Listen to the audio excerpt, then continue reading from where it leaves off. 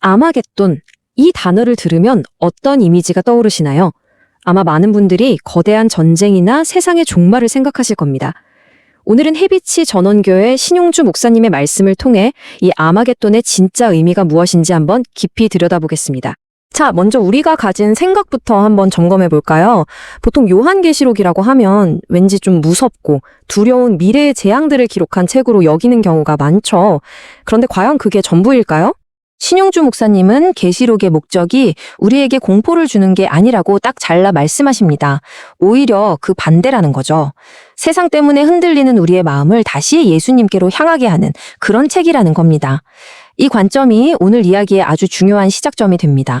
그렇다면 이 복잡하고 어떻게 보면 좀 기이하기까지 한 환상들이 우리에게 진짜 하고 싶은 말은 대체 뭘까요? 그러니까요, 이 종말의 징조라는 게 몇 년 뒤에 무슨 일이 일어날 거다 이런 식의 시간표가 아니라는 거예요. 이건 예수님이 다시 오실 때까지 이 땅을 살아가는 모든 세대의 성도들에게 주시는 메시지입니다. 바로 지금 오늘을 영적으로 깨어 살아가라는 강력한 촉구인 셈이죠. 자, 그럼 이제 본격적으로 오늘의 주제 아마겟돈 전쟁으로 들어가 보겠습니다. 요한계시록에 나오는 6번째 대접 재앙에서 이 전쟁이 시작되는데요. 과연 그 정체는 뭘까요? 이 부분이 정말 핵심입니다. 많은 분들이 아마겟돈을 무슨 3차 세계대전처럼 핵무기가 동원되는 그런 끔찍한 물리적 전쟁으로 상상하는데요. 성경이 말하는 건 그런 게 아니라는 거죠. 이건 영적인 전쟁입니다. 하나님의 심판대 앞에서 벌어지는 악의 세력과의 최종 대결인 셈이죠. 이 영적 전쟁을 제대로 이해하려면 성경에 등장하는 몇 가지 중요한 상징들을 알아야 합니다. 마치 암호를 풀듯이 말이죠. 하나씩 차근차근 살펴보겠습니다. 첫 번째 상징은 유프라테스 강이 마른다는 겁니다.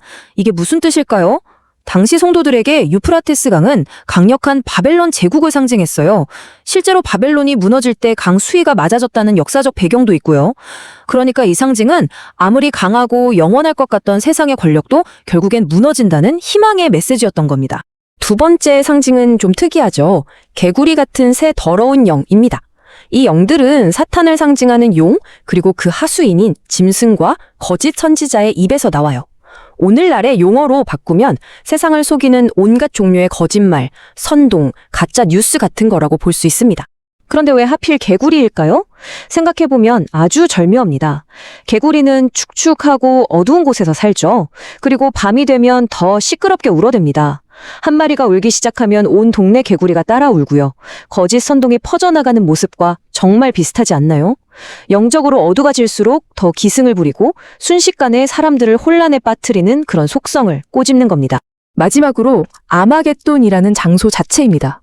이건 히브리어 하르무깃도, 즉 무깃도의 산이라는 뜻인데요. 무깃도 평원은 역사적으로 수많은 전쟁이 치러졌던 곳입니다. 그래서 성경은 이 지명을 빌려서 하나님께서 악의 세력을 모아 최종적으로 심판하시는 그 결정적인 대결의 장을 상징적으로 표현한 거죠. 자, 그럼 이 고대의 상징들이 21세기를 살아가는 우리와는 무슨 상관이 있을까요? 신 목사님은 이 영적 전쟁이 바로 지금 우리 주변에서 벌어지고 있다고 이야기합니다. 예를 들어 짐승이라는 상징은 초대교회 시절에는 로마 황제 숭배를 강요하던 그 거대한 제국이었을 겁니다. 하지만 오늘날에는요, 하나님을 대적하고 교회를 무너뜨리려는 거대한 정치, 경제, 문화 시스템 전체가 바로 이 시대의 짐승일 수 있다는 거죠. 그럼 개구리 울음소리는 어떨까요? 이건 너무나 명확합니다. 인터넷과 미디어를 통해 퍼져나가는 온갖 가짜뉴스, 혐오 발언, 분열을 조장하는 선동들. 이게 바로 오늘날 우리 귀에 들리는 개구리들의 합창소리인 셈입니다. 이렇게 거대한 영적 전쟁에 대한 이야기를 하다가 성경은 갑자기 우리 한 사람 한 사람에게 아주 개인적인 메시지를 던집니다. 바로 이 구절입니다. 내가 도둑같이 올 테니 깨어서 내 옷을 잘 지키고 있어라. 이것이 아마겟돈의 환상 속에서 우리에게 주시는 가장 핵심적인 말씀입니다. 미래에 대한 공포가 아니라 지금 이 순간을 어떻게 살아야 하는지에 대한 긴급한 부르심이죠. 여기서 옷을 지킨다는 건 뭘까요? 그냥 도덕적으로 흠없이 사는 걸 말하는 걸까요? 그보다 더 깊은 의미가 있습니다. 우리가 구원받을 때 입게 된 의의 옷, 즉 그리스도와의 관계를 지키라는 뜻입니다.